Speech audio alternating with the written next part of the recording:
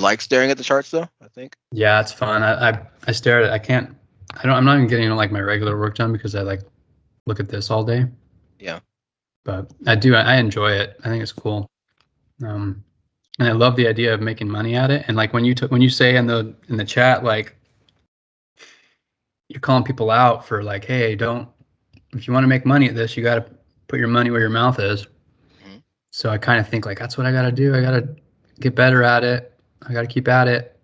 But then I do stupid stuff like tell myself yesterday that there's no way I'm going to lose on this trade. I'm going to wait. I don't care how low it goes. And then I See, end but up that, losing. yeah, but obviously that's the wrong piece, and or Right. wrong part to do.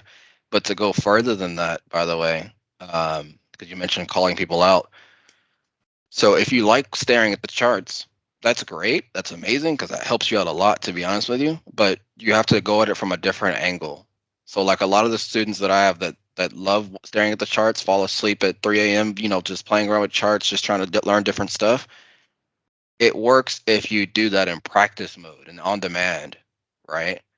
So that Mhm. way, it's just fake money doesn't necessarily matter. But what you need to kind of switch the love factor to is, okay, I love fixing and tweaking and okay, how can I do the same trade over and over again for 40 minutes in on demand so that whenever I do see it on the real cash with real money, it's just super simple, right? If you love, because there's two different theses here. The question is, do you love trading, which means that you can fall in love with practicing on demand so you can do it with real money, or do you love the cash that it can give you whenever you're actually trading?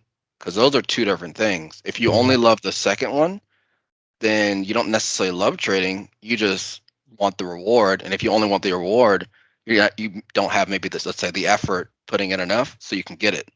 It's backwards. You know what I mean? Okay. Yeah. I see that. Which one do you have? One or two? Oh, probably the two.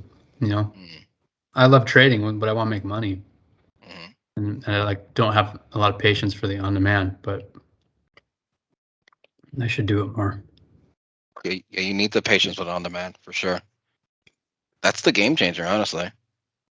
And obviously not to see everything, but going back to first 1 hour of the day, trading that entire day, saying what can you do potentially if it's more of like the trading this style, or if it's more of waiting, or if you want to skip forward every 15 minutes to see like, okay, there's a zone here, there's a zone there, okay, cool, there's this, okay, let me pretend to take this trade, okay, that worked, well, look and then like analyzing stuff, you're like, okay, well, this candle flew off really quickly, can I enter on it?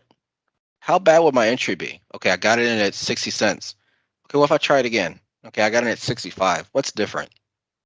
Did I mess something up? Did I click late? Did I not look at the level two fast enough or something? Maybe there's data there.